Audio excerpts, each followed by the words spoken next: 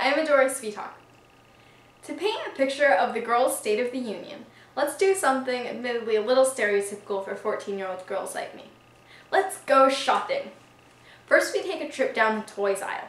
It's easy to see what's for boys and what's for girls. The boys get toy cars, Star Wars figurines, and superheroes. The girls get pink, Barbies with hourglass figures and feet made for high heels. Disney princesses in giant gowns, sitting pretty and waiting for Prince Charming to rescue them. Now you wander down to the magazine section and start looking at the selection that's available for teenage girls.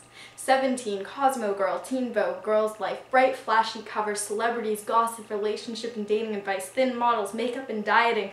17's trademark, getting flat abs fast, that appears on every cover. What more could a teen girl want? Now you've come to the clothing and shoes section. The high heels get higher and higher.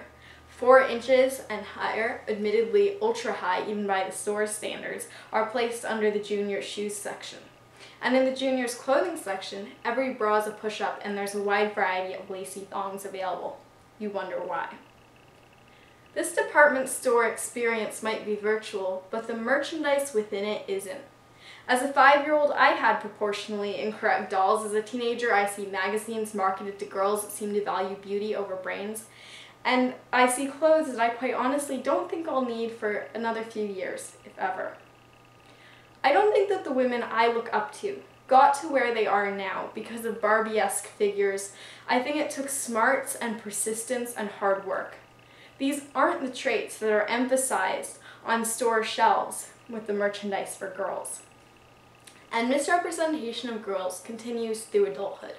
On TV, we see the exploits of the Real Housewives of insert city here, stereotypical catfighting, and on Jersey Shore, the drunken adventures of Nicole Polizzi, aka Snooki. Is it right that Snooki, who I hope will never be an influence in government decisions, has more name recognition than Valerie Jarrett, the president's senior advisor? And the BBC recently released a list of the top 12 female faces of 2011. It included Pippa Middleton and a panda. Are we seriously in such a dire lack of amazing female role models that we would have to resort to a Princess by Marriage's sister and our animal friends? Us teenage girls hear a lot of mixed messages. We hear things like inside beauty is more important than outside beauty. Love who you are, be yourself. And then we hear things like Representative Jim Sensenbrenner disparaging Michelle Obama's Let's Move campaign by saying, quote, "She lectures us on eating right while she has a large posterior herself," end quote. Is this an appropriate comment toward anyone, man or woman, Democrat or Republican? Hillary Clinton once said, "If I want to knock a story off the front page, I just change my hairstyle." Michelle Obama's outfits are news items. Is this how you would want to be evaluated all the time? By your outward appearance, step out your door, and everything you wear, how you look, whether you're wearing makeup or not, scrutinized? It doesn't have to be this way. There are a lot of solutions out there for this very complex problem, but I think that one of the most important, and something we can do right away, is we can stop being scared of feminism. We need to make it cool to say, "I'm a feminist." In Iowa, there was a pledge going around asking Republican candidates to sign a pledge affirming their belief in family values. I would love for a feminism pledge to go around Congress asking every single senator and representative to say, "I'm a feminist." That might sound radical to some people.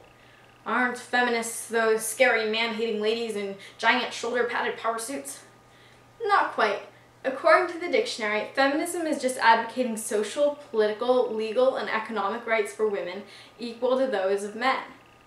I think everyone, man or woman, power suit or not, should be able to agree with that statement.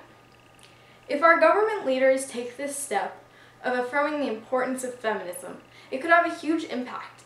But the people who will ultimately be able to make the most change, the people who should speak up the most, the people who will carry the feminist movement onward, are today's young people, me and my peers.